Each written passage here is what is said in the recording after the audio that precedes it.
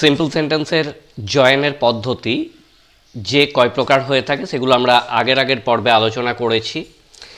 Simple sentence complete করে আজ আমরা কমপ্লেক্স সেন্টেন্সের যে জয়েন সেগুলো দেখাবো।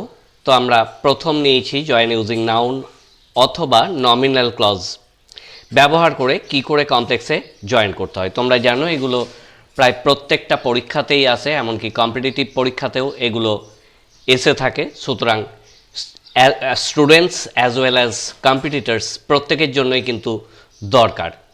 এবং যারা এখনও চ্যানেলটি সাবস্ক্রাইব করনি তারা অবশ্যই সাবস্ক্রাইব করে সঙ্গে থাকো কিছু শেখার জন্য।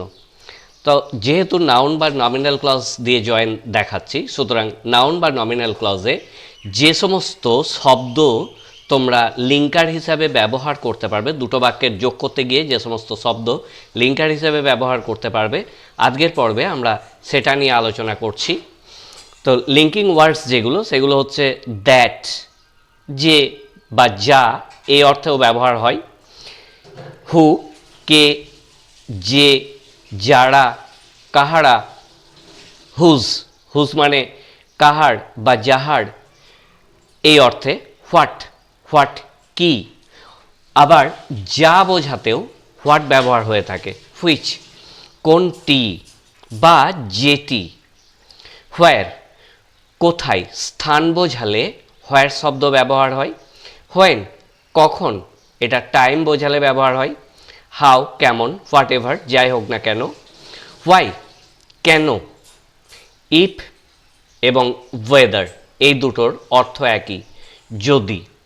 এখন দ্যাট কিন্তু প্রাণী বা মানুষ যে কোনো ক্ষেত্রেই ব্যবহার হয়।